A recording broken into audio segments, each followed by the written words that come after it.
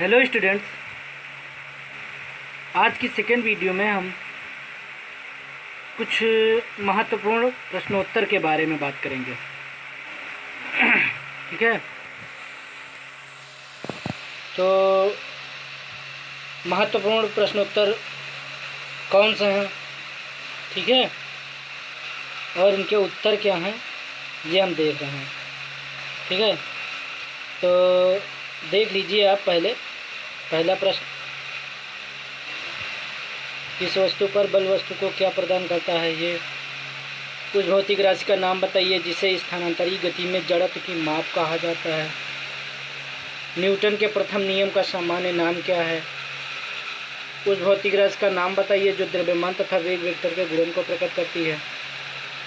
गति का कौन सा नियम बल की माप देता है? न्यूटन तथा डाइन में क्या संबंध है? भार क्या है? वस्तु पर बल अथवा वस्तु का द्रव्यमान। ये बताना है कि भार क्या है, इन दोनों में से कि वस्तु पर बल है अथवा वस्तु का द्रव्यमान, ये बताना है। एक वस्तु एक समान वेग से चल रही है, क्या वस्तु को साम्यावस्था में कहा जा सकता है? 9 नंबर, कम द्रव्यमान की वस्तु को चलाने के लिए कम जड़त्वीय प्रयास की आवश्यकता होती है, क्यों? ठीक है, हमारा पृथ्वी पर चलना न्यूटन के किस नियम द्वारा समझाया जा सकता है? तो ये 10 प्रश्न हैं टोटल। ठीक है, तो इनके हम उत्तर जो है बताएंगे। ठीक है, तो पहले प्रश्न देख ही लिया है आपने, तो आप भी दिमाग लगाइए और उत्तर ढूंढने का प्रयास करिए। ठीक है, और हम तो बताएंगे ही। पहले प्रश्न आप देख लीजिए, कायदे से पढ़ लीजिए, फिर उत्तर आप दीजिएगा। क्योंकि मैंने न्यूटन के गति का नियम जो है चैप्टर में ख़त्म कर दिया है, तो उसी के प्रश्न हैं ये। चलिए, पहला उत्तर क्या है, पहले प्रश्न पढ़ लेते हैं कि किसी वस्तु पर बल वस्तु को क्या प्रदान करता है। पीछे आप बैक करके देख लीजिएगा पहला प्रश्न क्या है। ठीक है, तो किसी वस्तु पर बल वस्तु को क्या प्रदान करता है? तो बल वस्तु को क्या प्रदान करता है? त्वरण, एक्सीलरेशन। ठीक है, दूसरा प्रश्न क्या था? उस भौतिक राशि का नाम बताइए जिसे स्थानांतरीय गति में जड़त्व की माप कहा जाता है।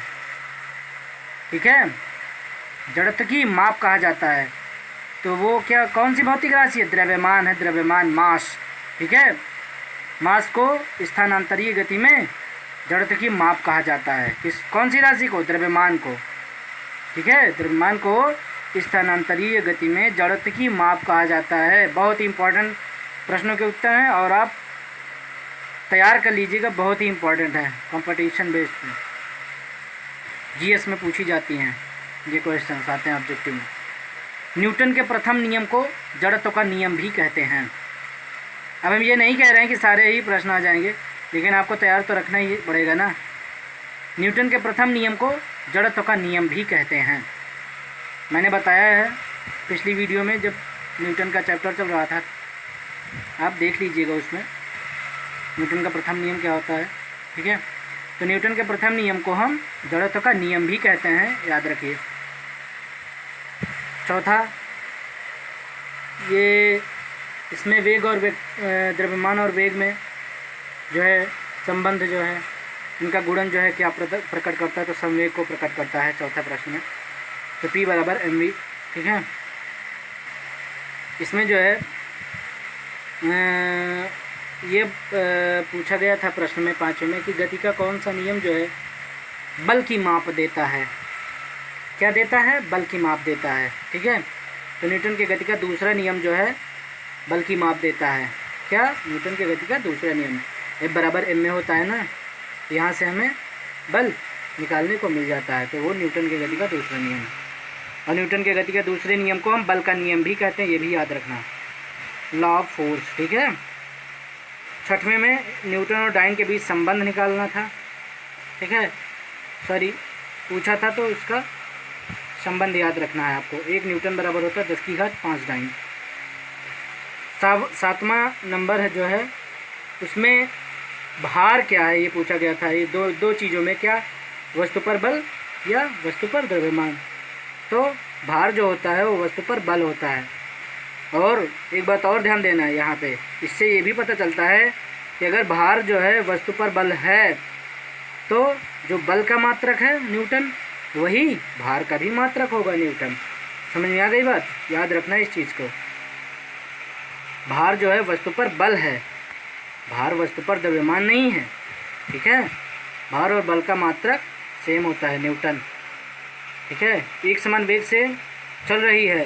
ठीक है, जब कोई वस्तु एक समान वेग से चल रही है तो वो कौन सी साम्यावस्था में होगी? तो गतिक साम्यावस्था में रहेगी, क्योंकि वो क्या कर रही है? कंटिन्यू चल रही है। ठीक है, तो गतिक साम्यावस्था में रहेगी।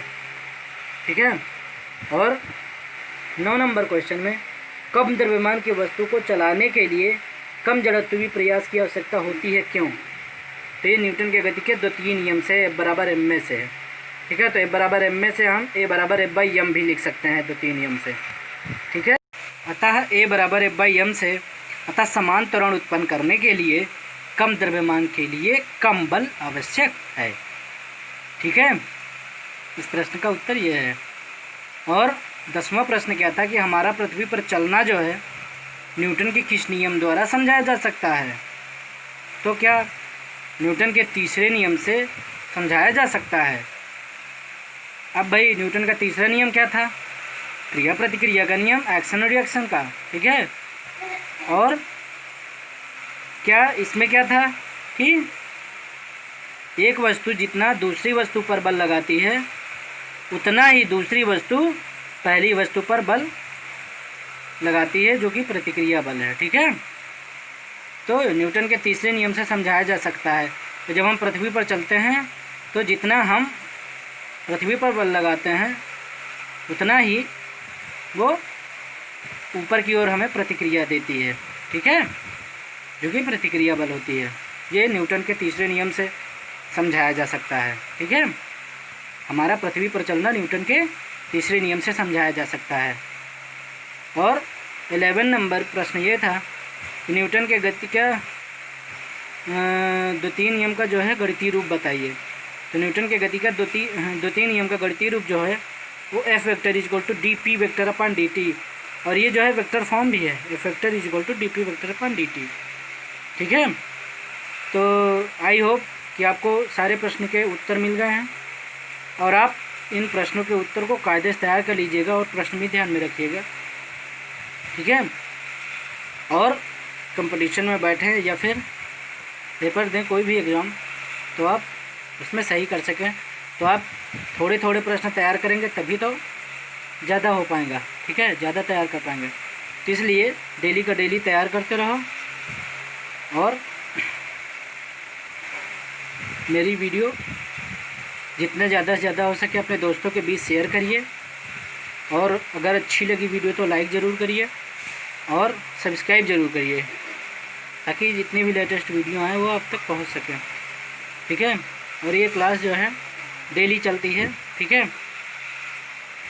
तब तक के लिए नमस्कार। अगली वीडियो में मिलेंगे अगले दिन।